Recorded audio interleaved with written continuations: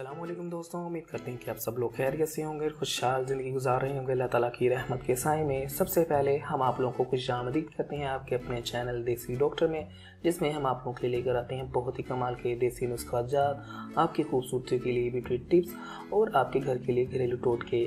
तो दोस्तों, आप हमारे चैनल को सब्सक्राइब लाजमी कीजिएगा। सब्सक्राइब करने के बाद आपने सिर्फ इतना करना है कि साथ बने बेल वाले आइकन को दबा देना है।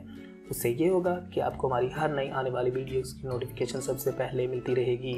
एक मरतबा फिर आपकी खिदमत में हाजिर हुए हैं बहुत ही कमाल की जानकारी लेकर, जिसमें हम आपको बताएंगे बहुत ही कमाल के घरेलू टोटके जो आपकी ज़िंदगी में अहम किरदार अदा करेंगे।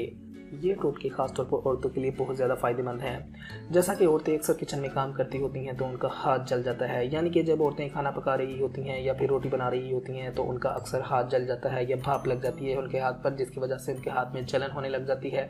तो आप इस पर फौरी तौर पर पानी मत डालिएगा, क्योंकि अक्सर जब औरतों का हाथ जलता है तो वो अपने हाथ पर फौरी तौर पर पानी डाल देती हैं जलन कम करने के लिए।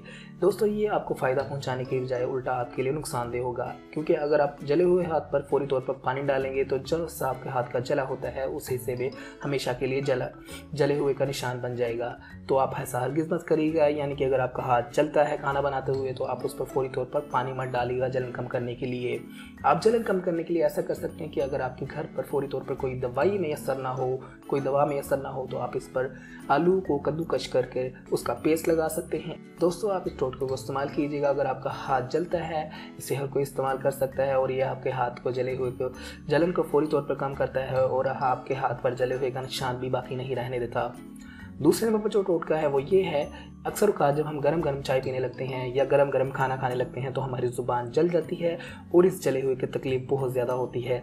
तो अगर आप चाहते हैं कि आपकी ये तकलीफ़ कम हो तो आप ऐसा किया करें कि आप फौरी तौर पर थोड़ा दूध पी लिया करें या अपने मुंह में शहद रख लिया करें। ऐसा करने से, अपने मुंह में शहद रखने से या दूध को रखने से आपकी जलन फौरी तौर पर कम हो जाएगी और आपकी जलन में कमी का एहसास होगा। तो दोस्तों, अगर आप चाहते हैं कि ऐसे ही मज़ीद टोटके आपको बताते रहें तो आप हमारे चैनल को सब्सक्राइब कीजिएगा, हमारी वीडियोस को लाइक किया करें, अपने दोस्तों और फैमिली के साथ शेयर किया करें ताकि वो भी इससे फ़ायदा उठा सकें। अगली वीडियो तक के लिए रखिएगा अपना ख्याल। मिलते हैं अगली वीडियो में, तब तक के लिए अल्लाह हाफिज़।